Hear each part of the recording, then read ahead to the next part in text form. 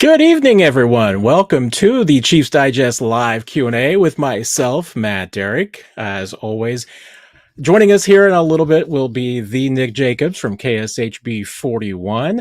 Glad that anyone and everyone can make it tonight. We'll see. Let's see. Oh, what am I?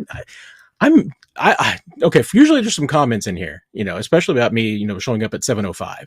So I am a little curious about whether or not the announcement in the post went up about the live stream tonight. So now I've got some serious questions about whether or not anybody got the notification. I do see a few of you popping in now, so I'm at least somewhat optimistic that there's some people who knew that the live stream was coming up tonight.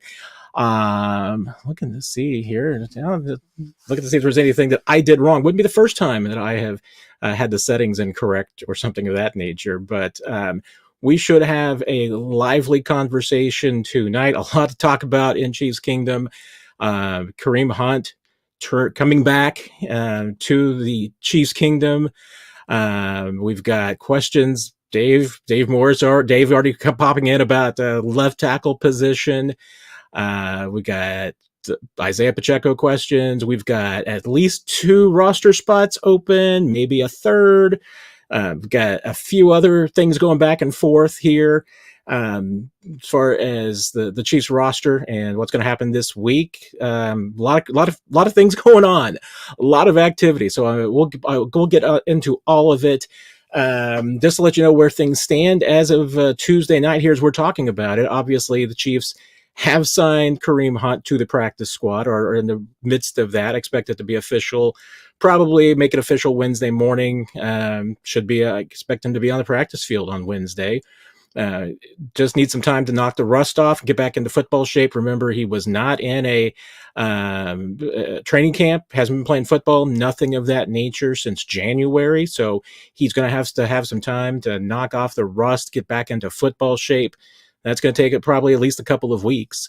In the meantime, the Chiefs, I would not be surprised if they did go ahead and sign Keontae Ingram from the practice squad to the 53-player roster. They currently have 2 openings because of Hollywood Brown going to injured reserve last week, and then this week waiving Payton Hendershot, whom they are also bringing back to the practice squad, which means they need 2 openings on the practice squad for Kareem and for Hendershot. They have spots on the active roster for Keontae Ingram. They need to free up another spot on the practice squad.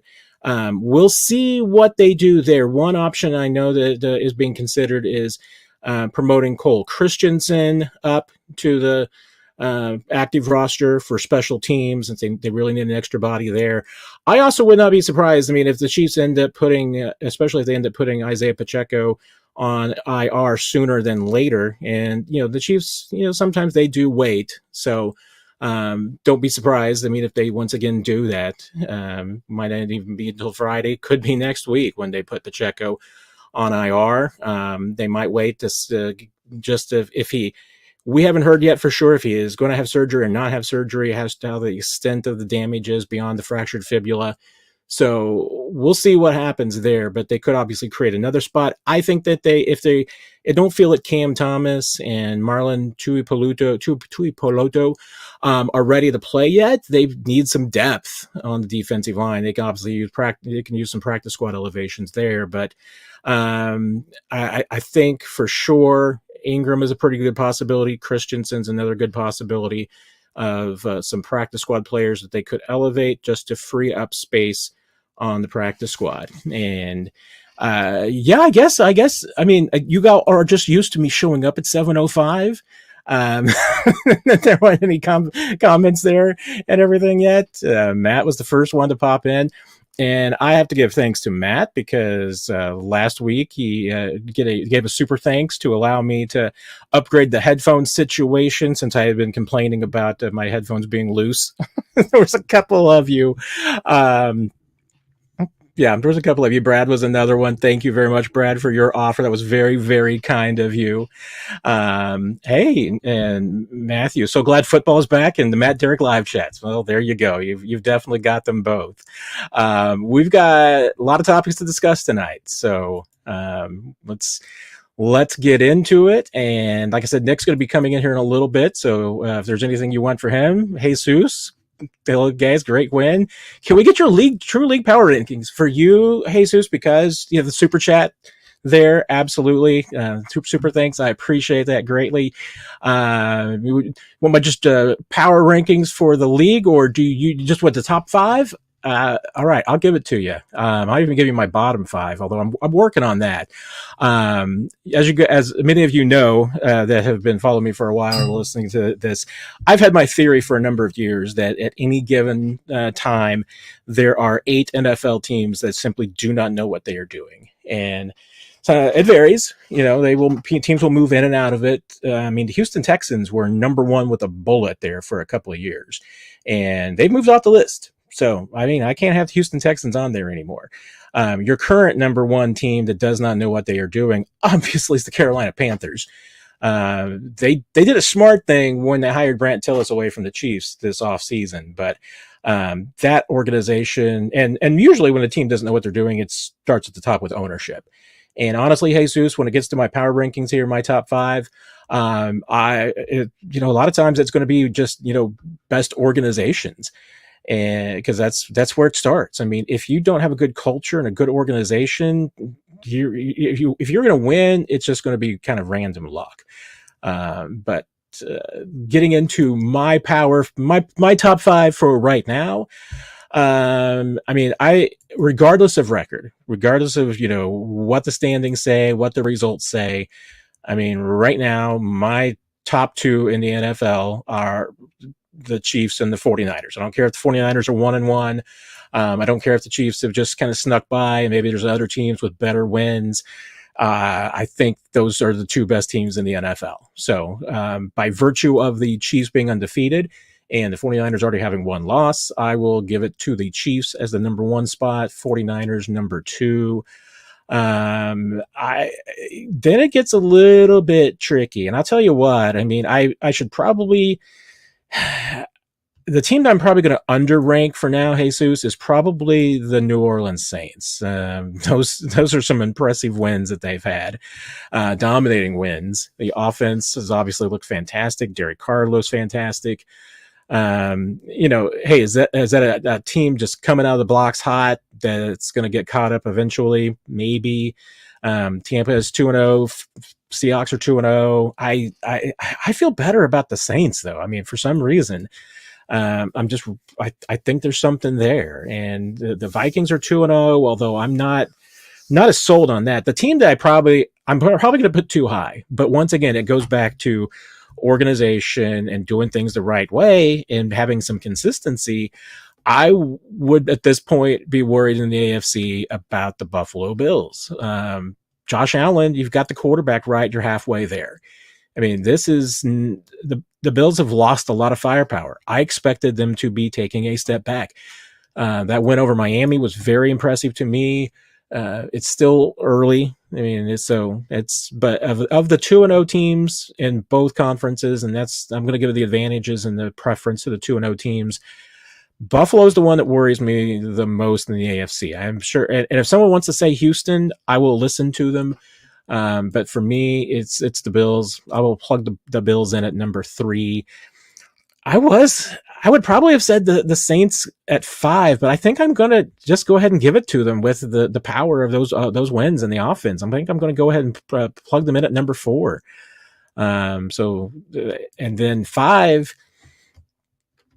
could go a couple of different directions here. I probably, just because I have underrated Houston and CJ Stroud since he has come into the league, I probably should give credit where credit's due. I do like what John Harbaugh and the Chargers are doing. I think they can very well be a playoff team, and getting off the 2-0 start makes it much easier to be a playoff team. I thought to be a playoff team before the season started, so I'm feeling pretty good about that. But I can't give them top 5. I can't quite give Minnesota top 5. Seattle just on the cusp too, but I will go ahead and give it to the Texans. So to me, my top five. Maybe we can ask Nick when he comes in here too if he wants to. He might not want to rattle off his top five though. He might not be as into it as I am. But I will give it Chiefs, 49ers, Bills, Saints, and Texans. So that's my top five for you, Jesus. And I am gonna do my 8 teams that don't know what they are doing. I'll do that for the website, and we will talk about that one week too. So, Dave, is Donovan Smith a phone call away? I wondered about it over the weekend and over on Sunday if that was a possibility, and it doesn't seem like the Chiefs are in that mood. I get it because there is absolutely zero interest whatsoever in moving away from Kingsley Suamataia at this point. I don't know if he will start this week. We'll get a better insight over the next couple of days if he will, but I wouldn't blame the Chiefs. They go either direction. I wouldn't blame Andy Reid and Andy Heck if they decided to give Kingsley a week off to just kind of regroup, work on a few technique issues, and then kind of come back, with a fresh, clear start after the game at Atlanta. You've got the Chargers coming up, and I think they would really like to have Kingsley at a good mindset, but that's why I also think that there's a reasonable chance that they'll go ahead and let him play. They want to get him back out there, certainly work on some technique things this week, but if he struggles with the Falcons, then you might see Wanya come back in. But the Chiefs, they want Kingsley to succeed. They believe that he is going to get this figured out long term. I talked to Nick earlier today, and I'm sure he'll share his thoughts as well, but no one feels like that there's anything with Wanya that's not fixable, that he can absolutely get this all put together. He's got the tools. That what his issues are.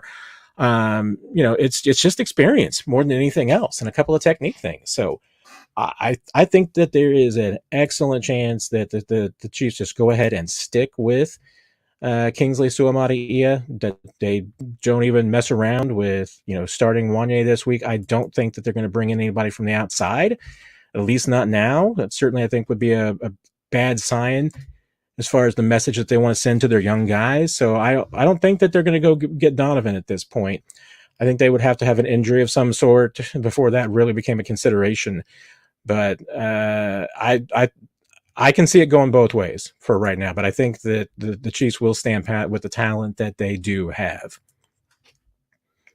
Chris, so the next 5 games, the toughest stretch of the season for the Chiefs. I tell you what, it's looking a lot tougher now than maybe it even did before the beginning of the season. You've got Atlanta that's, obviously has coming off a big win. The Chargers are 2-0. The Saints are 2-0. The 49ers are the 49ers after the bye week. And then you got the Raiders. If you want to go extended to 6 games and you bring in the 2-0 Buccaneers too, I mean, that's a tough stretch. I still think, if you look at the back end of the schedule, the reason why the back end is just so tough to me, other than, you've got the Texans and the Steelers, and the Chargers, which are 3 tough games in their final 6. I would say that the opponents in their next 6 games and next 6 games, I think it's a little bit tougher, even though you got some of the same teams. And you got the Chargers in there, being the same team, Raiders, same team in the next 6 and the last 6. But to me, a big part of that last stretch of the season is just going to be that you got 3 tough games on the road. Cleveland and Denver, are they tough? They're just challenging places to play. The Steelers should be a tough game.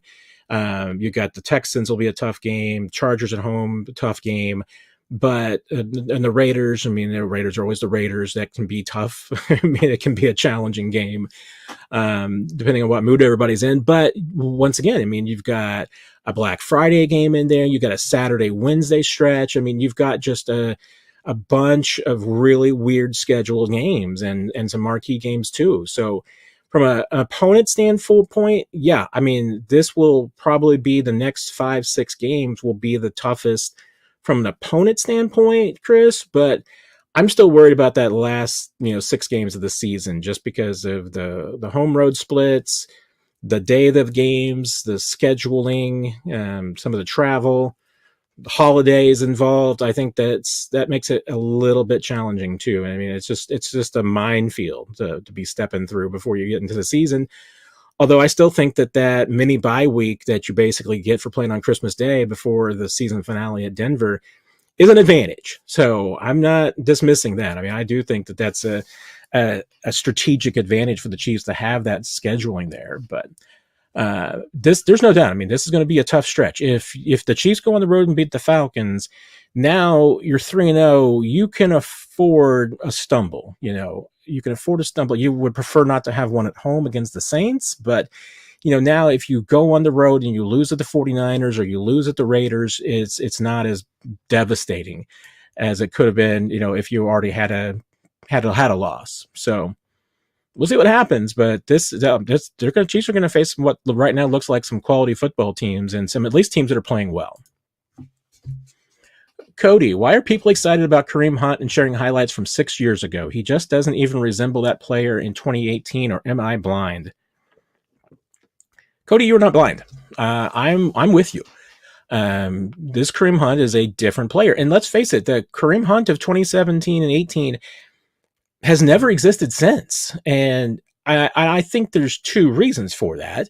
I mean, one is certainly that the time off, the suspension, being away from football for a little bit. I think the changing of his body, when he came back with Cleveland, he was a much bigger, much more muscular, stronger player than he was when he was with Kansas City. I mean, he went from being, over the years, from being really just a good size, good purpose, all-purpose back into being a structured like a power back.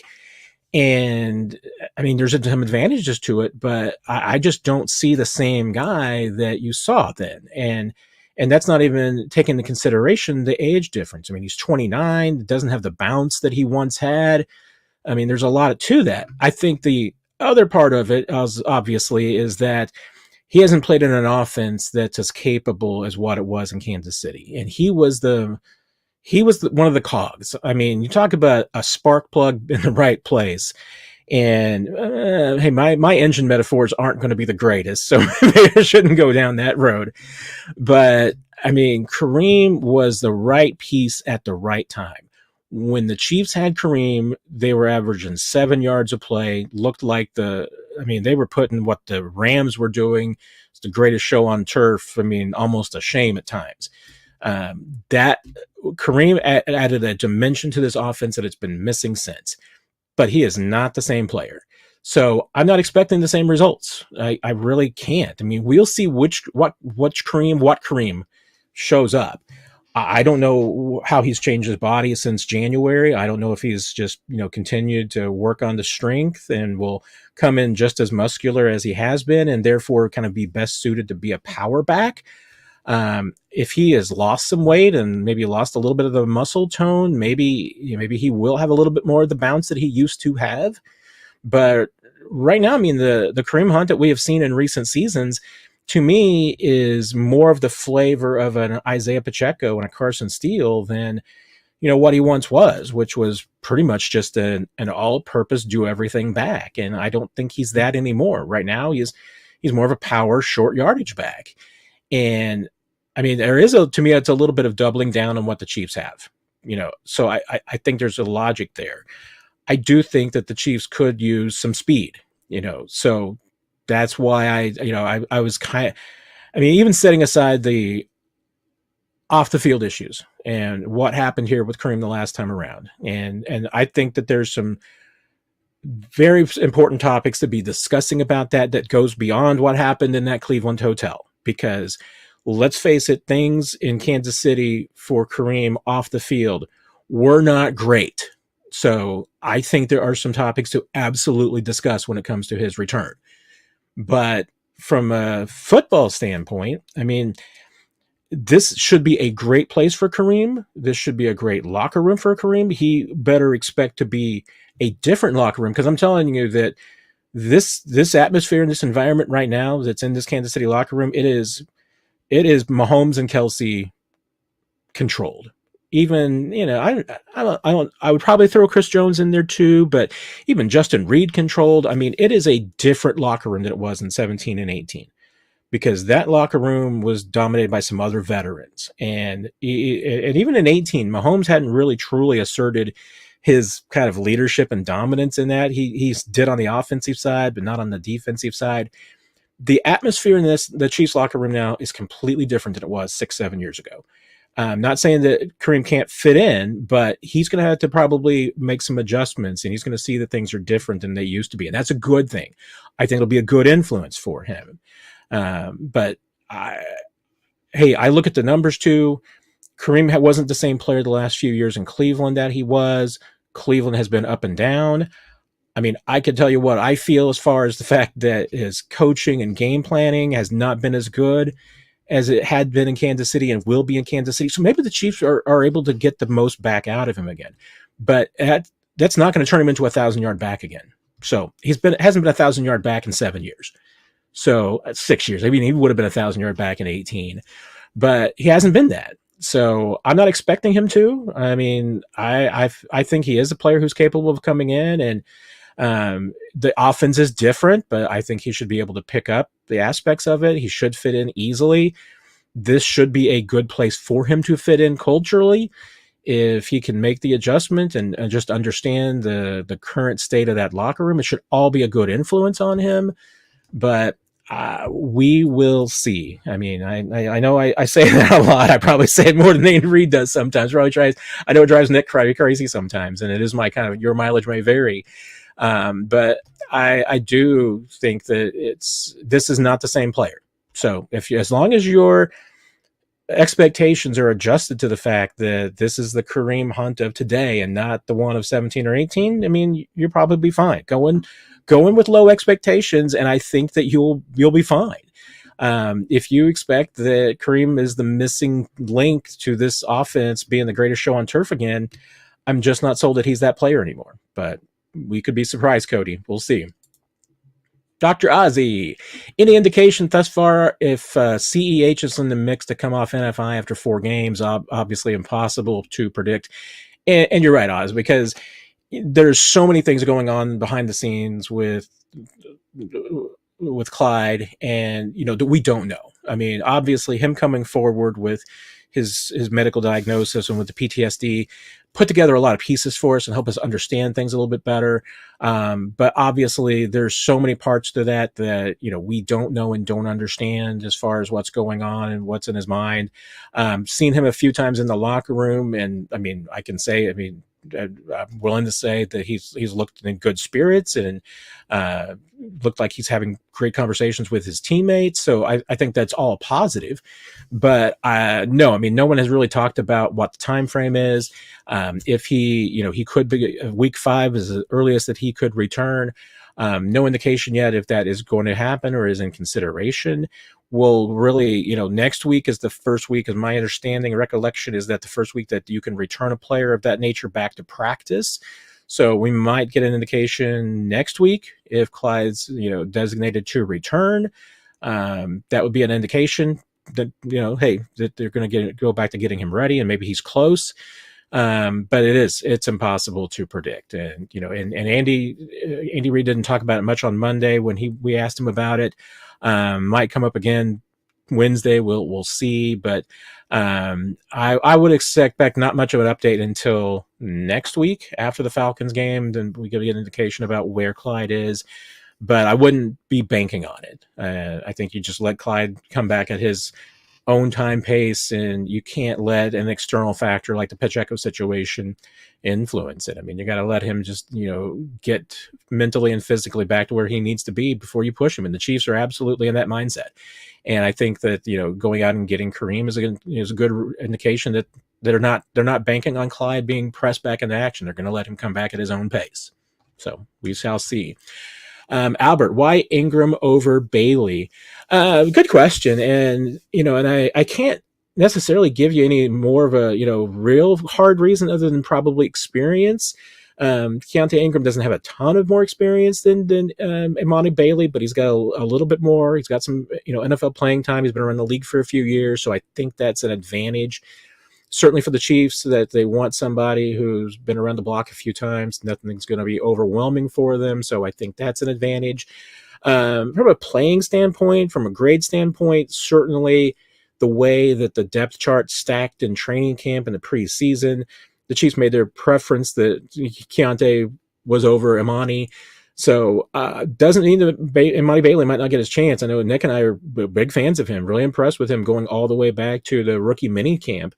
But I would agree with the Chiefs as far as their structure of it. They've got Keontae Ingram over Bailey right now, and I think he'll be the next one up. I mean, it's my understanding that if the Chiefs don't add Keontae Ingram to the roster, he'll probably be a practice squad elevation this week. But I think there's a reasonable chance that they might go ahead and add him to the 53 because you've got some time with Kareem. You could even use practice squad elevations on Kareem. You could have Keontae on the active roster for a few weeks. I don't think, unless he just went out and exploded for a couple of 100-yard games, I don't think you're going to lose Keontae Ingram if you wanted to try and get him back onto the practice squad and swap him out for Kareem in a couple of weeks. So, but I think the experience more than anything. This team is banking on experience. I mean, they got a goal here, Albert. They want to win a Super Bowl, and and right now, I mean, outside of Kingsley and Xavier, they're protecting their rookies and young players. They're not trying to force those guys into anything. So I think that's another key reason why it would be Keontae over Imani Bailey. Jesus, are the Chargers for real?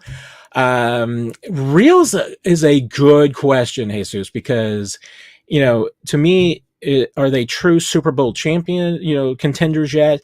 I can't put them in that category, but is Jim Harbaugh going to have them in a position to win a lot of football games? Yeah, because he's a really good coach, and they're building that team the right way. I mean, they've got some absolute stud talent on that offensive line. That's one of the things that they tried to bulk up and beef up during the offseason, during the draft. They got some guys who are going to be troublemakers for a long, long time for the Chiefs in the AFC West. So yeah, I mean, the thing that, I mean, they're not there. I mean, from a talent standpoint, they don't have everything together yet. They're going to have to win games ugly. I mean, they've got some really talented pieces. I mean, you look at their wins and, and just how they've won those games. I mean, Dobbins has been absolutely amazing. Just ridiculous how good J.K. Dobbins has been, and would expect him to be with that offensive line that they've started to build. I mean, he's a perfect back for what those guys are able to do. Herbert is, I mean, he's been just a pretty good game manager. I mean, Harbaugh is not going to put everything on Herbert's shoulders like has been done in the past. I mean, let's face it. I mean, you even go back to Harbaugh and with the 49ers. I mean, and with Kaepernick and with Alex Smith. I mean, he never really, he didn't make those guys be stars. I mean, those guys were, playing within the flow of the offense. They weren't asked to be, just to put the team on their shoulders. I mean, those were well-rounded offenses, and Jim Harbaugh typically doesn't do that. I mean, when you look at college in the last couple of years and what he did with his quarterback, I mean, it was one of the best game managers in college football. He's going to ask Justin Herbert to be a bit of a game manager, and there's nothing wrong with that. It's the skill for which I think Justin Herbert's pretty well suited. As long as you make right decisions and protect the football, that can go a long way. And the Chargers are going to try and win games ugly. They're going to try and win in the trenches and win some games that way. They've got talent. It just needs to be tweaked and retooled a little bit and coached up, and probably coached a little differently than they've been in the past. But right now, I mean, they're playing extremely well. I'm not going to read too much into beating the snot out of the Panthers, because any good team should beat the snot out of the Panthers. And it's like I said, the word for real, Jesus, is the only thing that makes me, hold back a little bit, because, like I said, I think that a good team like the Chiefs should be able to beat the Chargers neutral field. I think the Chiefs are a better team. I don't think the Chargers have like 12 wins in them. The Chiefs do. But are the Chargers a playoff team? I thought they were before the season. I'm more convinced now. So maybe our good friend. Hi. We'll have a different answer. Hey, Nick, how are you? Hi, Matt Derrick. Hi, people of Comment Land. Yes. People of Comment Land are here. They are. I put on my Twitter account BYOQ. Bring your own questions. That is exactly what Tuesday night is. So yes. How are you tonight, Nick? I'm here, Matt. How about yourself? You're here. It looks like you're here too. I am. Right? I'm as pumped up as I possibly could be. So, outstanding. I was a little nervous when I got here, and there were no questions, and nobody. And I got here at 7:05, but I think that I've just accustomed people to not be here until 7:05. So might be part of my own fault. So, well, Matt, we all have room for improvement in week 2, right? We do. But I'll ask you, Nick. I mean, what do you think? Are the Chargers for real? Nobody knows. And so I'm not talking about the Chargers. Like, I'm talking the NFL in general. Like I've said on the show before, whether it's on 41's the Mic or Q&A, the first 4 weeks is like Jacques Cousteau exploring the ocean. You don't know what you do or don't have. Teams don't know what they do or don't have. They're trying to find their own identity right now. Let's take the Ravens, for example. They got this shiny used toy by the name of Derrick Henry from the Tennessee Titans, and everybody's like, "Oh, they're gonna run the ball. They're gonna run the ball. They're gonna run the ball." Well, guess what? He needs to be in pistol formation, or the quarterback needs to be under center. Guess what they do? Lamar runs a whole bunch of shotgun. So like then it's like, why did you pay him $12 million? Do you not know what you need to do to get him to work? You got to give him 25, 30 carries a game, but instead you're trying to be the greatest show on turf with a quarterback that has poor decision-making half the time. So the Ravens are trying to find their way while they have 3 new offensive line members that are still working their way through things and won't know where the heck they are till week 8. You've got a rookie defensive coordinator that's trying to figure things out, and at times let Gardner Minshew look legit, which he shouldn't. And you can go around the league with each and every team, and you can say, well, they're this, they're that. But at the end of the day, what it comes down to is you want to watch by a week-by-week basis who's building their identity. Right now, everybody probably wants to talk about the New Orleans Saints. Oh, the New Orleans Saints are good. New Orleans Saints are this, they're that. Oh, they hung 49 on the Cowboys. Guess what the Cowboys did in the offseason? Almost nothing. They paid the guys that they should have paid all along. They didn't really add anything of substance that got them bounced from the playoffs. But you know what? They were all in, right? That's what Jerry Jones said, all in. We have different definitions of what's all in. And, I mean, look at what the Saints just did to you. They took you to church. So congratulations on that. Let's talk about the Falcons. Falcons last night. You know what happened in that game? Do you know what happened in it, Matt? The Falcons won. They did. The Falcons should not have won. Saquon Barkley dropped a pass. They spent what? That is true. They should not have won. Spent like 12, 16 million a year on a feature running back, and their secondary still looks just as bad as it did before. Like, even though Vic Fangio is the defense coordinator, the Falcons just wrecked them. And why? Because their secondary is bad, and they're still figuring out who they are as a defense under Vic Fangio. They're still trying to learn from him and try to, stumble their way through it. And you still have Nick Sirianni as a head coach, which is Todd Haley 2.0. So when you have those things, the Falcons can go down and do what they did. And if you look at what were the Falcons able to do? They had the 2-minute drill at the end of the game, right? 2-minute drill is like where you get into a rhythm. You get into a rhythm with a 2-minute drill. You try to have it set up to where everybody's on the same page. Everybody's got it drilled in their head, and people just react. They don't have to be like, am I supposed to be here or there? Do I option route here? Do I option route there? You're like, no, you run go. And so when you do all those things, like, that's why the Falcons had the success they did against a terrible secondary that's been terrible there for a while. But at least they have, a great defensive line that didn't show up in key moments against one of the worst offensive lines that I saw in week 1 that wasn't named the Raiders or Seahawks. So, Matt, what I'm getting at is no NFL team truly knows who they are right now. They are just going along for the ride until week 4 to week 8 where they know who they are.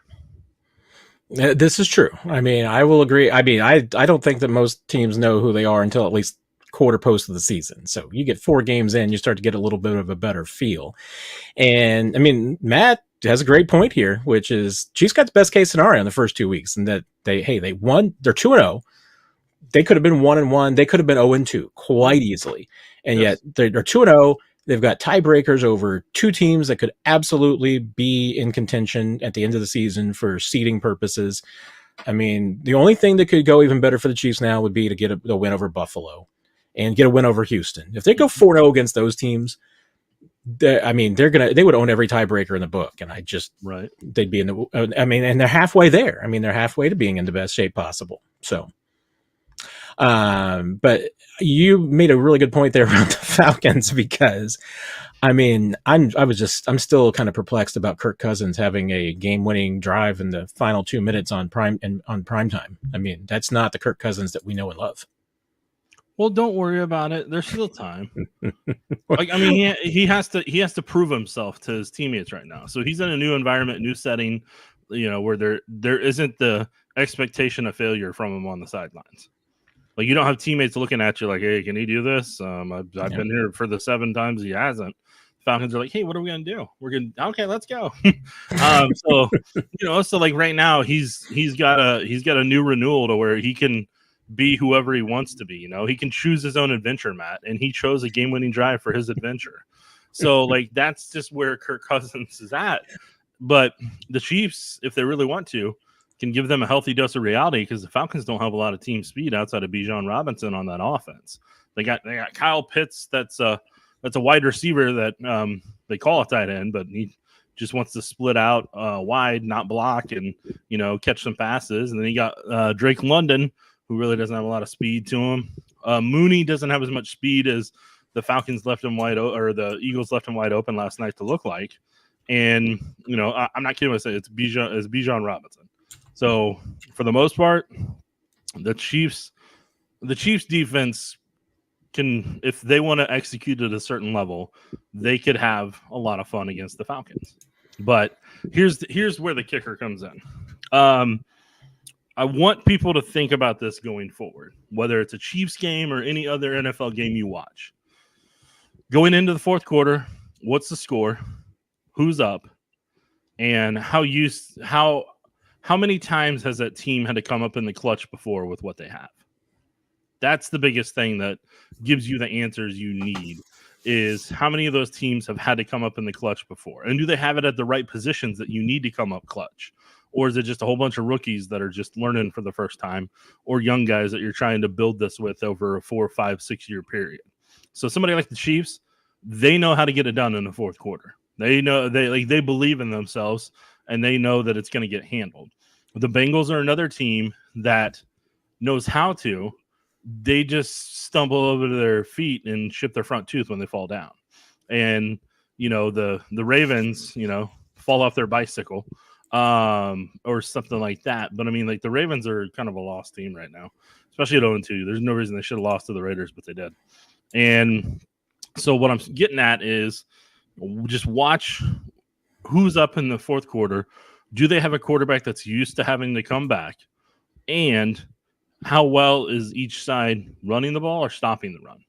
Because once you get to the fourth quarter, hypothetically, especially in the Chiefs' shoes, if you're able to run the ball in the fourth quarter and bleed time off of the clock, if you're up, by 10 points, 14 points, something like that, then you're gonna have a good time. You're gonna come away with another win. But if you're the one that's having to chase, or you have turnovers where you kind of stumble in those clutch times, then that's what's going to happen. Like, think about Joe Burrow, Chamari Connor knocking the ball out of Joe Burrow's hand. That was, and then running back in for a touchdown. That was a crucial play that helped win the Chiefs the game. Did the Bengals come back with some stuff here and there? You bet they did.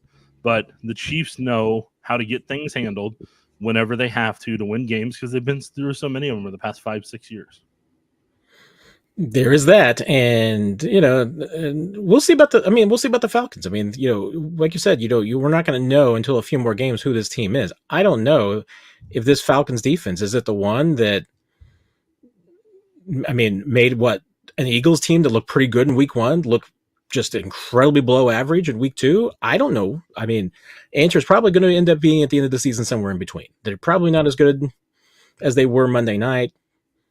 I don't know what, to take of the game against Pittsburgh, because Pittsburgh, whew, man, that is a team that's going to win some 15 to 12 ball games this year, where every point is scored on a field goal.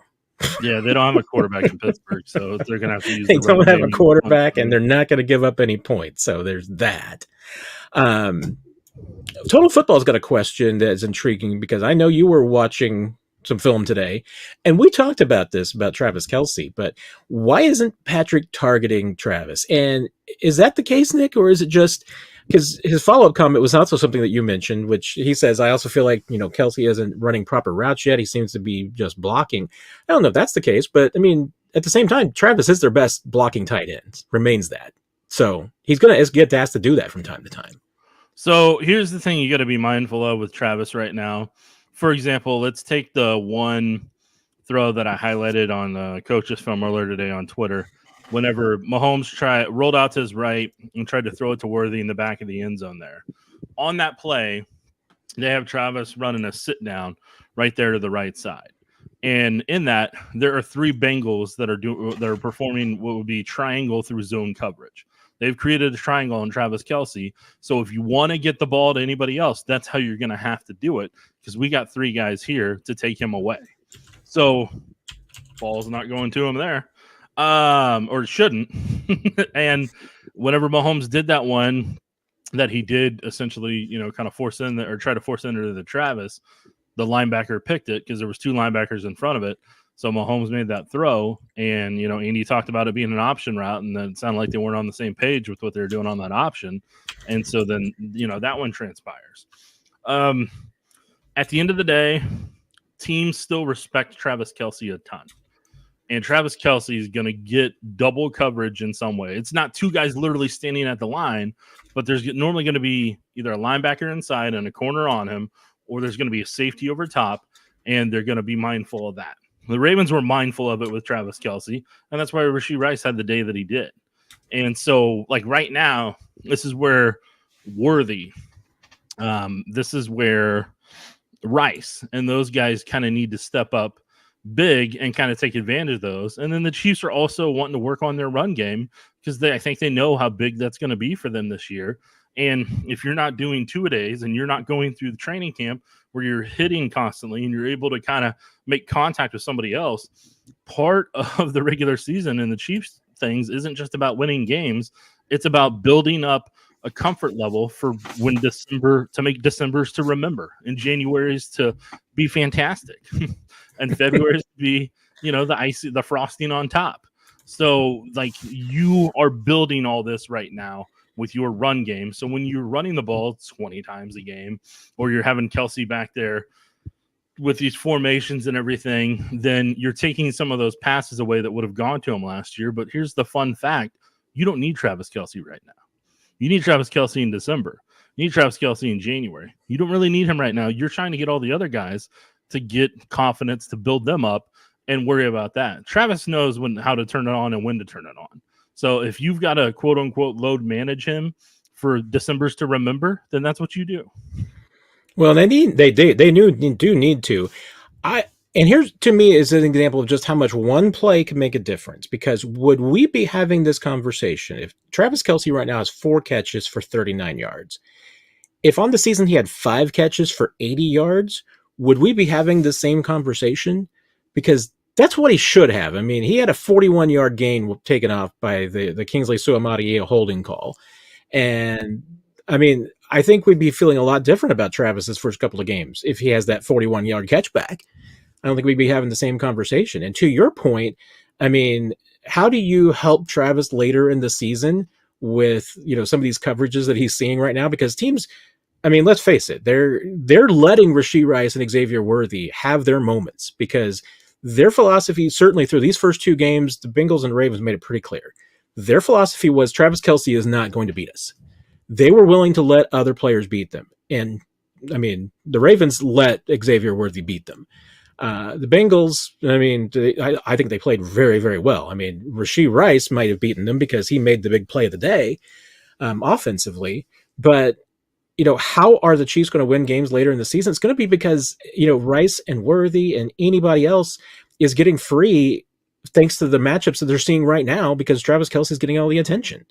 I mean, what you're hoping for if you're the Chiefs is that later in the season, teams are like, okay, wait a minute, we can't let Rashee Rice and Xavier Worthy run free. We're going to have to, pay a little bit less attention to Travis and more attention to these other guys. And when you do that, Travis Kelce is probably going to bite you. December to remember. December to remember. KC 12, KC Chiefs. I always say KC Chiefs 12, but it's really K Chiefs 12. Mm-hmm. But I want to call it KC Chiefs 12. It feels right in your heart, okay? 50 on the active roster. What moves do you think will happen to get to 53? And right now, I mean, procedurally, there's 51 because no move's been made with Isaiah Pacheco. He is still on the active roster. So there's 2 openings. And I mentioned at the top of the show, I mean, my expectation on one side is that there's a reasonable chance that Keontae Ingram will be promoted to one of those spots. The Chiefs could also just use a couple of practice squad elevations for now. They do with having plans to bring back both Payton Hendershot and Kareem Hunt to the practice squad. They need to free up a couple of spots. Ingram could be one. Chiefs would also like to bring up Cole Christensen from the practice squad for special teams, so he could be another. That would still leave a third spot.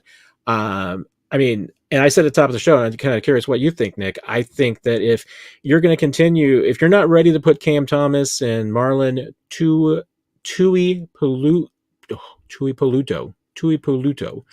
I'm getting closer, on the field, you need another defensive lineman because you can't keep going into games with 8 defensive linemen. That's not enough, deep enough rotation. Yeah, if I'm in the Chiefs' shoes, running back, D-line. We'll see.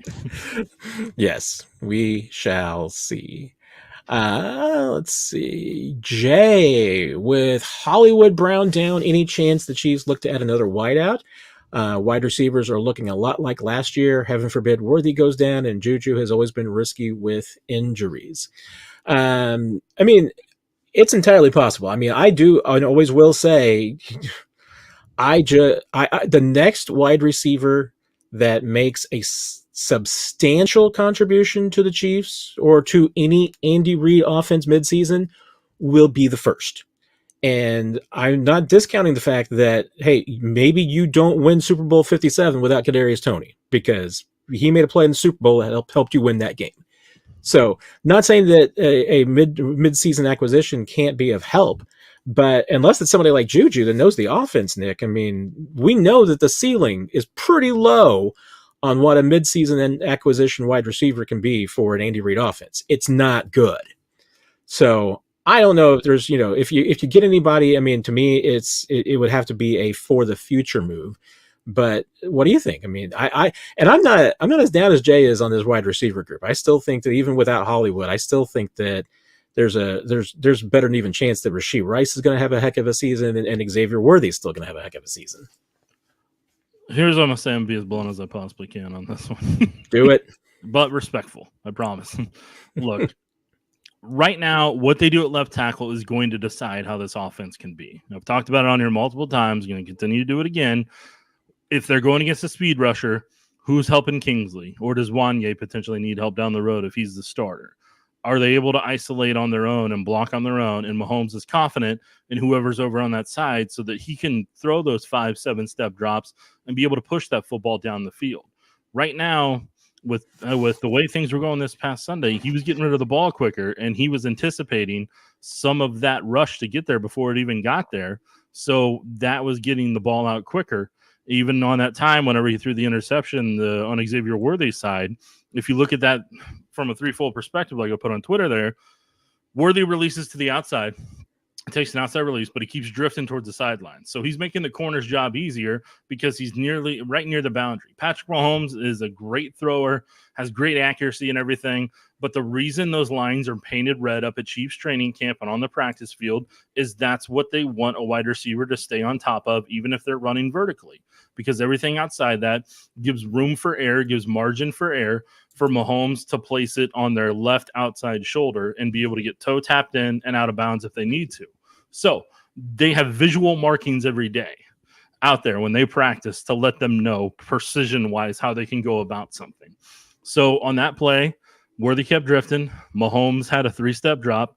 Both tackles did cut blocks, and that's what you do if you're trying to get a 3-step drop and have a defender keep their hands down, because they're having to use their hands to catch, to try to keep a guy from cutting their legs out instead of having their hands up in the air, being able to deflect something. So Britt made a great play on it and everything. Rice was actually open as well with his vertical on his side because he took an inside release, but he stayed on top of where that imaginary red line was. So, it was against single high coverage. So they were going to take a chance no matter which side it was on the play.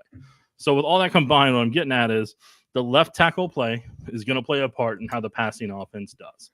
And if you think about the week before with the Ravens, Mahomes, boom, getting the ball out quick to Rice, boom, getting the ball out quick to Rice. And that's what got them down the field a lot. And they were working on some of their run game then. They worked on a lot of their run game this week. So right now, there's certain parts of this Chiefs offense, just like when a team is installing plays, I genuinely believe the Chiefs are installing their foundation of what they will lean on when December, January, and all that stuff rolls around, that they can always fall back on no matter who the opponent is. I can't disagree with any of that. I mean, I hope not, Matt, because if you did, you're uninvited for my birthday party next year. Can't fight you on that, Nick. I mean, I'm and our I will say friend of the channel, Tim Grunhard. I heard him today saying that he did not think that Kingsley was going to start this week. He just needs a breather, needs some time off. I can see it both ways, Nick. I mean, I can see that, giving him some time, giving him maybe a week to work on some techniques, work on some corrections, work on some fixes, and just take a deep breath might be of help. But I also see Andy Reid and Andy Heck, they usually are like, if they give somebody a breath, it's usually a short one, and they're like, all right, back to work. I mean, I feel like if there's anybody you should listen to on that, Tim Grunhard is probably a really good person to listen to on that. And I feel like he has a fellow Notre Dame guy that that he can kind of bounce some ideas off of. And I listening to him this afternoon. He had a great story. You all can go listen to it with talking to Soren Petra this afternoon. But about he was struggling early in his career, and Mike Webster came out and tapped him on the shoulder and said, "Yeah, Marty wants to see you on the sideline." So, not immune to it. It happens. It happens to some great players. So, no worries there. Long term, Black Magic. Which running back finishes with better numbers, Steele, Hunt, or Pirine? And I assume Black Magic, you're thinking maybe for the rest of the season. That's the frame I will put it into. Nick, do you have a favorite there? Did they win the Super Bowl or not? Because there's only one number I care about, and that's 3. Everything else is just noise to me. It's just noise. So, and even if that being the long-term question and the short-term being, which from Luttrell, which running back do you think gets the most work this week? Do you have a bet there either? Why do people always want to ask us gambling stuff? Well, I'm the one to put it to. Well, there might be a fantasy question from Luttrell. Luttrell asks enough non-fantasy questions, and I'm going to just take it as a non-fantasy question. And I use the word bet because that was just me. So even though I'm not doing any betting, Nick. Yeah. I want to believe you, Matt. No, I'm just kidding. I know you don't. You got journalistic integrity. If I'm in their shoes, I want to get Steele as much work as possible. And then you work P. Ryan in on third downs and some other spots, get him a little bit of work, and then you have Ingram to spell in some spots if you need to. Yeah, I don't know. I mean, I have a hunch that if the Kareem Hunt thing works out, then I think Kareem has better numbers at the end of the season than P. Ryan or Steele, but certainly for right now, I mean, no. I mean, Kareem's not going to be a big part of anything for the next couple of weeks until he gets his legs under him and gets back into football shape. But yeah, I mean, right now, I mean, I can't really make a case for featuring anybody other than Carson Steele, although I do think there will be a committee approach. And the only thing that really worries me about this and the committee approach, Nick, is that I think that the Chiefs have an opportunity. I mean, they've got... probably the 3 best players on their offense right now through the first 2 weeks of the season are probably their interior linemen up front. And if you aren't running behind those guys, that's probably a missed opportunity right now. And if the Chiefs, if they get away from their game plan just because they don't have Pacheco and they just end up, if this becomes a game where Mahomes throws the ball 60 times, maybe they win, but I just don't think that's the correct game plan, but your mileage may vary. There it is. Got him. Mango, is Mahomes actually going to target Juju at any point? See him open a few times and not getting any looks? What was the point of bringing him back if he's not going to be utilized? What do you think, Nick? I mean, because at this point, it just seems like it's been maybe just opportunities. Juju hasn't been getting a ton of reps, but I mean, when he has been out there, yes, I mean, Mahomes has usually been going elsewhere. Look, Juju is just starting his preseason with the Kansas City Chiefs. Legitimate. You just seen week 2 of Juju's preseason with the Chiefs. He hasn't been here for training camp. He hasn't been here in over a year. So, he's probably still got 2 more weeks before they need him unless something happens injury-wise, and then they'll work him back in. But right now, he's one of the best blocking receivers. And guess what? They use him on screens to block. And that's part of what he does. So, let them work out there. Let them work stuff out. I don't understand why everybody wants everything clicking right now. You don't right now is it's Jacques Cousteau. You are exploring the ocean. Let them, it's like Step Brothers, let them build their bunk bed and create so much room for activities. All of it, all the room for activities. Let them do that so that whenever they get to that, November, December, then they start hitting on all cylinders. Remember, the Chiefs were not in a good spot whenever they played on Christmas Day. Then they turned it on, and then they took off, and they started blooming like a flower in the postseason when they needed to. That's what you want. So, right now, hey, why isn't this person doing this? Why isn't this person doing that? They're winning. Win. That's what you want right now. And you're wanting them to find new ways to win, so it builds their confidence up so that they can do it. You don't want them leaning on this player every single week or that player every single week. You want them leaning on the entire offensive line. You want those dudes to be road graders by the time November rolls around. And what in December, Matt? December to remember. Nailed it. Outstanding. That's what you want. So, I'm saying we got to stop looking at this hey, did they win the 40-yard dash this week? No. Did they win the 4,000 meter or whatever the heck it is? Did they run 5 miles? Did they do that? No, because that doesn't happen. That doesn't finish till January or hopefully February. Exactly. And I had a point that I've completely lost there. But all right, Matt. I'm going to go to Luttrell's next question. Did you see Bijan Robinson's pass blocking last night? I was watching coach's film halfway during half. He had a couple of really nice chips. He had a play where Nolan Smith also destroyed him, and maybe just think, gosh, Nolan Smith would have been a nice piece for the Chiefs. But yep. I will say this: Bijan Robinson's chipping would be something that the Chiefs could use right now. And you know what's fun about if he's helping to stay in a pass block? That means their fastest weapon on offense isn't out in the flats or trying to isolate against a linebacker and turn a 3-yard pass into a first down. So I hope we see more pass blocking from Bijan. There you go. Pano, who would you prefer to sign? And I think you're in reference there instead of Kareem Hunt.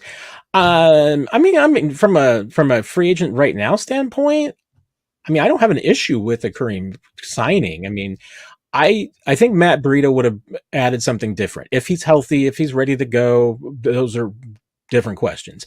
Although, if Nick, I mean, you had a time machine, maybe you just put a little bit more effort or money into trying to get J.K. Dobbins, because that's the guy that you and I think both wanted back during free agency. Yeah, it would have been cool. And I know this is going to sound bad to me. I'm just going to say it anyways. I mean, I hate to say it, but how much the Chargers are using him right now, I have concerns they're going to wear him down because his ability to be able to run a full season hasn't been there. And that's why the Ravens were electing to move on from him. So that's where the Chargers got to be mindful of the amount of carries they're giving him, because I got a feeling that if they overwork him, then there's going to be some problems there. But I mean, would I like to see the Chiefs get a guy who can run speed out of shotgun and read zone really well? Love to see that. Love to see a guy that has speed in general, but sadly, most of those guys are either developing on a practice squad or they're already currently the first or second back on one of the other 31 teams out there. I mean, if you can give him 13 and a half carries a game and he's going to get you, 10 yards a carry, I'm okay with that workload. Hey, Mango, are the Chiefs going to do anything with the new kickoff or not? Feels like the majority have been touchbacks or no attempt to return. They did get one that they forced the Bengals to return the other day, Nick, and that one worked out pretty well for them. I will say, I mean, there are a lot of those kicks that the Chiefs are intending for teams to have an option. I mean, they're not putting all of them through the back of the end zone, but they are putting a bunch of them into the end zone, which, Dave Tobe explained last week was kind of their philosophy was, yeah, it's not necessarily putting them all into back through the back of the end zone. It's about just putting them into the end zone and making the other team think about it. But the Chiefs don't look like they have any interest in doing anything dangerous with the kickoff rule right now, and I don't blame them. There's no need to. I mean, at this point, it's the conservative approach is working for them. So I don't think I would change the focus right now. Let's see.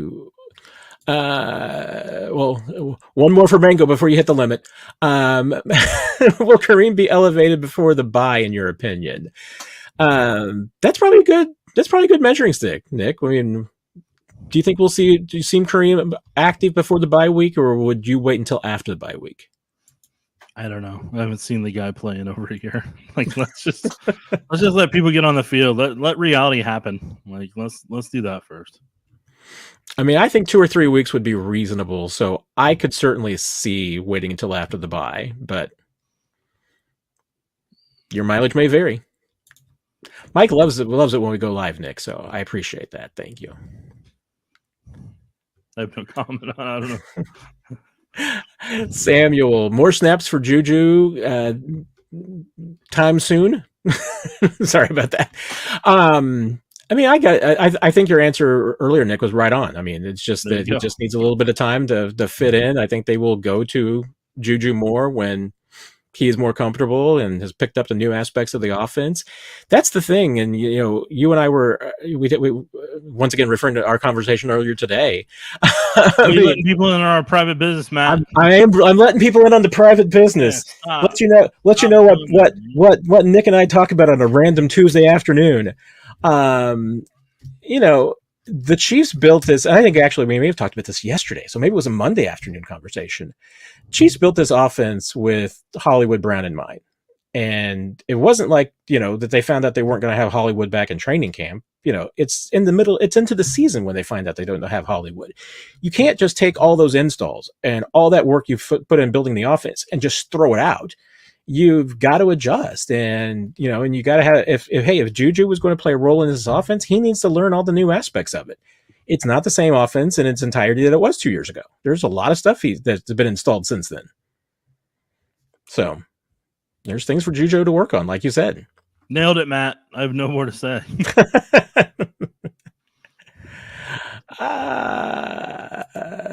Go for KC forever. What happened to all the speed this year? I thought they were going to have a better offense. I mean, I think, once again, are we just small sample size and don't know what we have yet, Nick? Is that just shaking your head? Dude, a lot of these questions are basically living in an on-demand world. Like, everybody's like, why isn't the house completely built yet? Like, why isn't the house completely built yet, Nick? Why is this offense not averaging 7 yards a play? Like, why is this house not completely built yet? It's because they're building the foundation so that they can try to three-peat. Like, you don't, again, I'm going to say this a million times. I'm going to enjoy saying it even more. It's actually going to give me more strength every time that I say it now. The Chiefs, their approach to what they're doing with a season is completely different than what you may play on Madden or what we look at. They are building a progress each and every week and getting these guys progress, building these guys confidence. So whenever it gets to the games that matter, that they can do what needs to be done and needs to be handled. The pads did come on, Dr. Ozzy. They did come on. They did. That's right. But what I'm getting at here is that each week, here's my challenge for each and every one of you. Each week, just watch about what little wrinkle do they add. What's the wrinkle they add on offense? What's the new piece that they add this week? What are the things that they kept from the week before? Like this week, the way the Chiefs added some of those formations to try to create more of a power run game, to take advantage of what the Bengals are worst at, their run game, and to run all over them. That's the encouraging thing you're wanting to see with the Chiefs offense, is those type of things. That what are the weaknesses of their opponent and how can they attack it? Guess what? For Atlanta likes to run a lot of zone coverage. Like that's what I saw with them from their first game against the Steelers. And the Steelers were able to physically just dominate them outside of Grady Jarrett. They had a tough time with Grady Jarrett, but there were opportunities to run off the edges against them. There's going to be opportunities to do screens against them with the way they play zone and with the lack of speed I feel like they have in their secondary. So like all of it combined, like you just gotta look at it as just it's adding a piece of the puzzle every single week. Yeah, and Jackie, great point here. Couldn't watch the live stream, so it came in to pop in to hit the like. So if you are watching the live stream, that's a great reminder to just go ahead and hit the like. So much appreciated. Thank you, Jackie. And for everybody else, make sure you hit the like and also hit the bell so you get the notifications every time that we have a new video or a live stream pop up. That's the best. That's the way this works. That's the way to use YouTube and to use the Chiefs Digest channel. Man, I've just accepted people in the comment section are going to hate me tonight after this one. Well, but to your point, and this is where I already know it's coming. This is I'm going to give the diplomatic version of your response here, which I'm going to say it nicely for them. But I mean, we saw it here in Kansas City, and we saw it in Philadelphia. How often did you see Andy Reid win September and win October and win November? And how many times did he not win maybe December and win January and win now February? I mean, last year's Chiefs team, if anything, should have proven to you that for the most part, the regular season doesn't matter. I mean, if you've got in terms of style points, if you've got Patrick Mahomes, then you can adopt the Marty Schottenheimer philosophy of just get to the tournament and see what happens. I mean, you can do that if Patrick Mahomes is your quarterback. You can't necessarily do that, I get it, if Alex Smith is your quarterback or Donovan McNabb is your quarterback. But I've also seen a lot of Andy Reid teams, peak in October, November, even December, and don't have anything left in the tank and don't have any creativity and don't have any innovation and don't have any surprises. He's moved beyond that now. I mean, I think that I'm sure Andy Reid will tell you he's still learning things. I mean, obviously he's still learning things because there are things he does differently a little bit each year. I mean, as much as this guy is as a coach of routine, he still has, added a few little wrinkles and does, some adjustments. And I mean, he continues to learn how to be a head coach. And I think the last 5 years have continued to teach him a lot. And I think one of the things he's absolutely learned over the last 25 years as a head coach is that you've got to make sure you're playing your best football in the last game of the year. And last week was a great example of that. Because did the Chiefs throw out a bunch of stuff and creativity and a bunch of wrinkles and throw everything but the kitchen sink at the Bengals to win that game? They did not. Did the Bengals maybe empty out Lou Anarumo's bag of tricks to try and win that game last week? Yes, they did. And here's the thing is that you've put that on film now, and Patrick Mahomes and Andy Reid are going to have a chance to pick that thing apart. And if the Bengals meet the Chiefs again down the road, Lou's going to need some new tricks because those aren't going to work the next time. Oh, Lou's going to need a brand new bag is what Matt's saying. A whole new one. Well, Paul is probably going to really tick you off here, Nick, with what does Andy draw up for Carson Steele against the Falcons? I'm hoping run ball left, run ball right, run ball up the middle, off tackle here, off tackle there, off tackle everywhere. And just run it down their throats. I just don't want any. I mean, I know it's what the Chiefs do. Just keep the wide zone, outside zone to a minimum. I just want a lot of between the tackle running. Off tackle's fine, but I just run behind your horses. Keep building that power run game. That is exactly what. Impose that will, Matt. Impose the will. Did you not hear how excited Andy was when I asked that question? Yes, he was. We started talking about it in the Monday presser. I'm saying he gets it. He's former O-lineman. Rick would never have thought in 1,000 years that Kareem Hunt would be coming back. And Nick, I'm not gonna lie, I'm kind of there too. Is Rick a robot? I don't know, but 1,000 years. That would be a long time. But I wouldn't have. I think I was in the same boat as Rick, though. I mean, there was enough times it kept getting like attached over and over again. You knew at some point that maybe there was a chance. So here it is. See how it works out. Kareem Hunt gets a chance to, it's like he gets to do a redemption aspect of it, and we'll see how things go for him. But he will never have to wonder what a second chance would have been like, because he's getting it right now. He's getting it. He's not. It's been a few years down the road, and there's things that he's going to have to answer. Things he's going to have to talk about. We're going to see how that goes, but we'll see. Gabo, hey Matt and Nick, what do you think was the reason for not attacking more often the center of the field with Rice and company against the Bengals, knowing that is the strength of the offense? The Bengals like to run a lot of zone coverage, so there was a lot of times where they were going to take away the middle of the field. So they weren't going to let Kelce and Rice have the middle of the field for their activities. Well, that's what, I mean, Rice's big play was obviously down the sideline, and that to me, I mean, Rice can do that too. So that to me is, hey, if a team is going to take that away, Rashee Rice can do other things, and Rashee Rice can do some of the things that Hollywood Brown. I mean, that probably was a Hollywood Brown play to me. I mean, it was probably a Hollywood Brown route, but Rice did it well. And you're right. You're going to face. Are the Falcons? I mean, you talk about them being a zone heavy team. Do you see that the same thing this week? I mean, are they just going to try and take away the middle of the field? I think the Falcons are going to try to see if they're capable of copying Lou's game plan and try to use that to see if they can confuse Mahomes, try to see if they can keep Worthy from running over top, try to see if they can keep Rice and Kelce from attacking the middle, and then the Chiefs can adjust from there. Indeed. Yes, Matt enjoyed the Todd Haley 2.0 reference there. It's true. I mean, he learned from him. He was on his staff, dude. Like, I mean, let's just be honest. That's how it is. Poor Nick Sirianni. Poor Nick Sirianni. What are you talking about? The Philadelphia Eagles are the Auburn Tigers of the NFL, which is that going to the Super Bowl as head coach of the Philadelphia Eagles is just a curse, because you are probably going to be fired in 2 or 3 years. Yeah.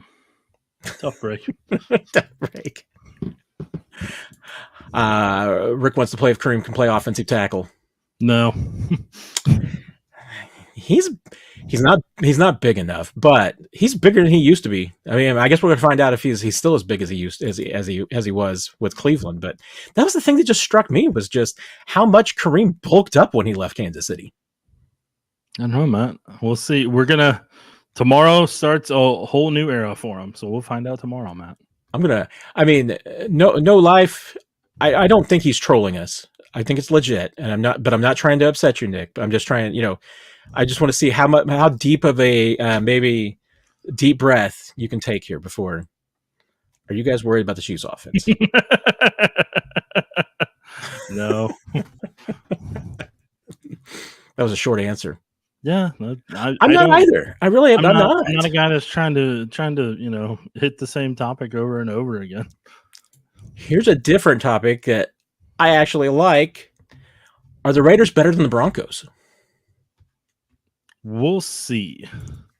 And the reason I say that is because the Raiders have a really good defensive line with the combination of Christian Wilkins and Max Crosby together.